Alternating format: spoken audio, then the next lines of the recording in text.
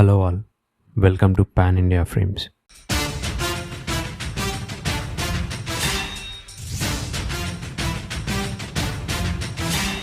Indian cinema గురించి మాట్లాడుకునేటప్పుడు SS Rajamouli పేరు లేకుండా ఆ డిస్కషన్ పూర్తి కానే కాదు. ఆయన ఒక డైరెక్టర్ మాత్రమే కాదు, ఒక global entertainment brand. I thought your movie was outstanding. I hadn't seen it when we met, but I saw it last week and it was just amazing. I couldn't believe my eyes. It was just, for me, it was like eye candy. ఒకప్పుడు కేవలం కర్ణాటకలోని ఒక చిన్న గ్రామంలో పుట్టి తన కుటుంబంతో సహా ఆర్థిక కష్టాలు పడిన ఒక మామూలు వ్యక్తి ఇప్పుడు ఆస్కార్ స్టేజ్ వరకు వెళ్ళి మన తెలుగు సినిమాను ప్రపంచానికి పరిచయం చేశారు. S.S. Rajamouli, who directed a fantastic film, RRR. Talk about that film. What do you think of that?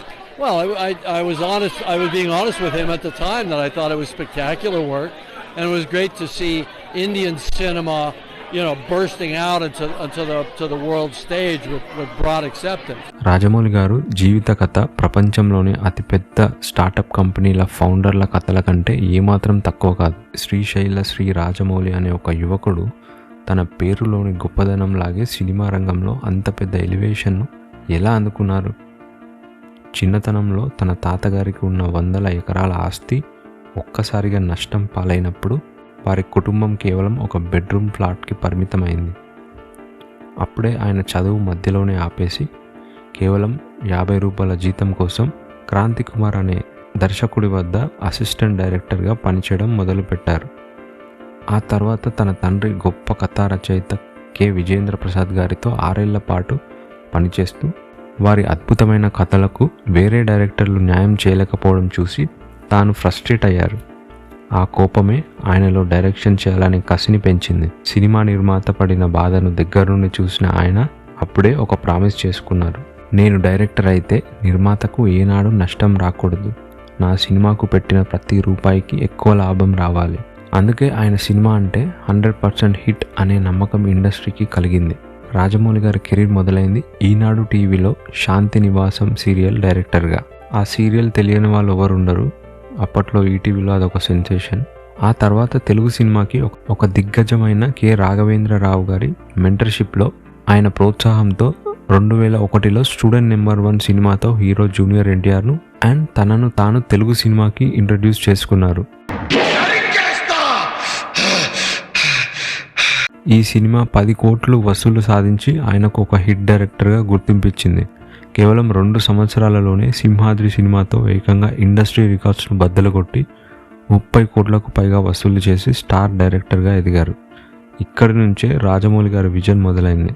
ఆయన ఒకే జానర్కి అతుక్కుపోకుండా సై సినిమాతో రగ్బీ అనే ఒక కొత్త స్పోర్ట్స్ జానర్ని, ఛత్రపతి, విక్రమార్కుడు వంటి సినిమాలతో మాస్ యాక్షన్ను బ్లాక్ బస్టర్లుగా మార్చారు.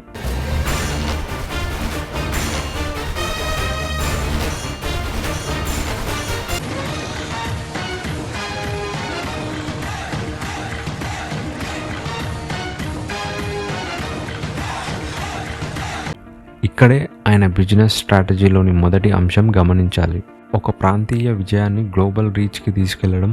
ఎగ్జాంపుల్, విక్రమార్కుడు సినిమా హిందీలో రౌడీ రాథోర్గా రీమేక్ అయి 200 కోట్లకు పైగా కలెక్ట్ చేసింది. 2009లో మగధీర సినిమాతో రాజమౌళి గారు టెక్నాలజీ పవర్ని పూర్తి స్థాయిలో ఉపయోగించి ఇండియన్ సినిమా విజువల్ గ్రాండర్కు కొత్త అర్థం చెప్పారు. అండ్ ఆ సినిమా ఇండియన్ సినిమా బాక్సాఫీస్ను ఒక్కసారిగా రీరైట్ చేసి 150 కోట్లకు పైగా వసూలు చేసింది. కానీ 2012లో ఈగ సినిమాను హిందీలో మక్కీ పేరుతో రిలీజ్ చేసినప్పుడు సరైన మార్కెటింగ్ చేయకపోవడం వల్ల ఆశించినంత పెద్ద సక్సెస్ రాలేదు. ఈ ఫెయిల్యూర్ నుంచే రాజమౌళి గారు తన గ్లోబల్ మార్కెటింగ్ లెసన్ నేర్చుకున్నారు. ఆ లెసనే బాహుబలి అనేది కేవలం ఒక సినిమా కాదు, అది రాజమౌళి గారి గ్లోబల్ విజన్కు నిదర్శనం. పాన్ ఇండియా అంటే ఓన్లీ డబ్బింగ్ మాత్రమే కాదు, ప్రతి భాషలోనూ ప్రత్యేకంగా ప్రమోషన్స్ కంటెంట్ ఇవ్వాలని ఫస్ట్ టైం ప్రూవ్ చేసింది రాజమౌళి గారే. ఈ బాహుబలి సిరీస్ కోసం ఆయన ఏకంగా 5 సంవత్సరాలు హార్డ్వర్క్ చేసి మధ్యలో వచ్చిన ఆర్థిక కష్టాలు, సినిమా ఆలస్యం కావడం వంటి సమస్యలను తన టీం వర్క్తో ఓవర్కమ్ చేశారు. అండ్ $40 మిలియన్ బడ్జెట్తో తీసిన బాహుబలి సిరీస్ 2000 కోట్లకు పైగా కలెక్ట్ చేసి మన తెలుగు సినిమాను వరల్డ్ మ్యాప్లో ఉంచింది. ఈ సక్సెస్ వెనుక ఆయన భార్య రమా రాజమౌళి గారి కాస్ట్యూమ్ డిజైనింగ్, ఆయన కొడుకు ఎస్ఎస్ కార్తికేయ గారి production management and MM Keeravani గారి మ్యూజికల్ సపోర్ట్ ఉంది. ఈ టీం వర్కే ఆయన అసలు బిజినెస్ మోడల్. ఆ తర్వాత వచ్చిన RRR సినిమా గురించి ఎంత చెప్పినా తక్కువే. ఈ సినిమా కోవిడ్ సమయంలో ఎన్నో రిస్కులు తీసుకొని $145 మిలియన్ కలెక్ట్ చేసి ఆస్కార్ను గెలుచుకుంది. ఈ గ్లోబల్ సక్సెస్ తర్వాత ఆయన హాలీవుడ్ నుంచి వచ్చిన ఆఫర్లను కూడా సున్నితంగా రిజెక్ట్ చేశారు. ఆయన ఒకే ఒక్క మాట చెప్పారు, నేను హాలీవుడ్కి వెళ్ళను, హాలీవుడ్ సెన్సిబిలిటీస్ను ఫాలో అవ్వను, ఇండియన్ కథలనే గ్లోబల్ ఆడియన్స్కు చూపిస్తాను అని క్లియర్గా చెప్పారు. రాజమౌళి గారి ఈ ఎంటైర్ జర్నీలో జీవితంలో పడిన కష్టం, నిర్మాతకు లాభం అన్న ఒకే ఒక రూల్ ఉండడం వల్లే ఆయన ఈరోజు పద్మశ్రీ అవార్డు, 3 నేషనల్ అవార్డులు వంటి ఎన్నో గౌరవాలు అందుకున్నారు. ఇప్పుడు ఆయన సూపర్ స్టార్ మహేష్ గారితో తీయబోయే వారణాసి సినిమా ఇండియానా జోనస్ తరహాలో గ్లోబ్ ట్రాటింగ్ అడ్వెంచర్గా రాబోతుంది. ఈ సినిమా బిజినెస్ డీల్ మరియు ప్రొడక్షన్ వాల్యూస్ మునుపటి బాహుబలిని కూడా క్రాస్ చేయబోతున్నాయని ఇండస్ట్రీలో టాక్. ఆయన కేవలం డైరెక్టర్ కాదు, మన తెలుగు సినిమా భవిష్యత్తుని తన భుజాలపై మోస్తున్న ఒక విజనరీ లీడర్. అండ్ ఆయన సినిమాల్లో మీకు ఫేవరెట్ సినిమా ఏదో కామెంట్ చేయండి. అండ్ మీ ఫేవరెట్ సీన్ని కూడా చెప్పండి. ఇలాంటి ఇంట్రెస్టింగ్ వీడియోలను మిస్ కాకుండా చూడడానికి మన పాన్ ఇండియా ఫ్రేమ్స్ని సబ్స్క్రైబ్ చేసుకొని పక్కనే ఉన్న బెల్ బటన్ని యాక్టివేట్ చేసుకోండి.